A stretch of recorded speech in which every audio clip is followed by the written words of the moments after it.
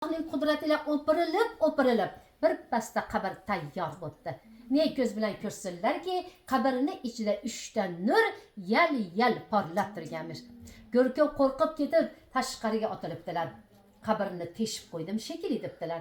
Yo'q, u nur qabrning ichida turardi. Jonlari halqumlarga sig'masdan halloslab Qordadani oldilariga yuguribdilar.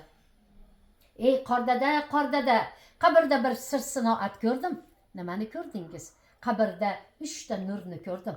Nurni bayon qiling. Nurning har bittasini yorug'ligi kundan da ziyoda, nuri quyoshdan da ziyoda. U o'zi kim qabri? Falon mahalladagi 72 ga kirgan onani qabri debdilar. Qordada miyig'larda kulibdilar. Xuddi o'sha yerga meni janozaga chaqirishgan. Men borib janozani o'qiyman va o'g'illaridan iltimos qilaman, go'r mahramlik qilishga, qabrning sirini bilib chiqaman debdilar. Qordada borib janozani chaqirganlardan so'ng o'g'illaridan iltimos qildilar. O'g'lim, agar ijozat bersangiz, shu onangizga go'r mahramlik qilsam debdilar. U o'tgan onani 4 ta qiz va bir dona o'g'illari bo'lib, ana shu bir dona o'g'il qabr tugul qabristondan qo'rqarkanlar. Darrov rozilik beribdilar. Ayollarni mayitlarni qabristonga olib borilganda tovut pech bilan yopib turib, pastdan olib kirib ketiladi. Hech qaysi bir borgan nomahram erkaklar ayollarni mayitlarini, ya'ni o'liklarini ko'rmaydilar. Qordada borib mayitni olaman deb tovutga qo'l sopdilar. Farishtalar qo'llaridan yulib qabrning ichiga olib kirib ketibdilar. Qordada taajjubda ohistalik bilan qabrga tushibdilar.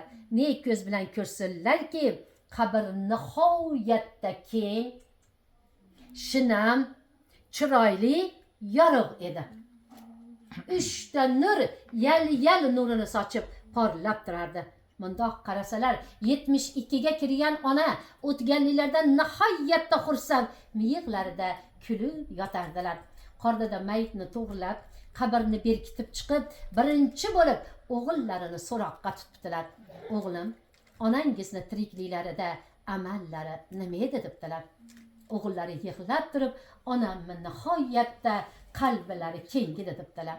Onangizning qalblarini kengligini qabrlarini kengligidan bildim debdilar. Onangizni yana nima amallari bor edi? Onam nihoyatda shirin so'z, halim-hilim, muloyim, duogo'ydilar debdilar. Onangizning shirin so'z, halim-hilim, muloyim, duogo'yliklarini, tuproqlarini mayinligidan bildim debdilar.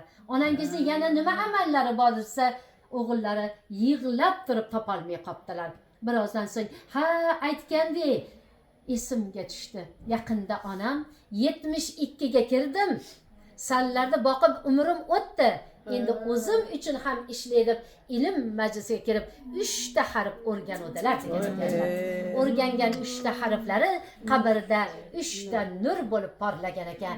Ya Robbi, hammamizni qo'limizga Qur'on, qalbimizga iymon, tillarimizga hamd va sano shukrni bergin. Qo'limizdagi Qur'onimizni jannatinga hujjat, do'zaxingga qalqon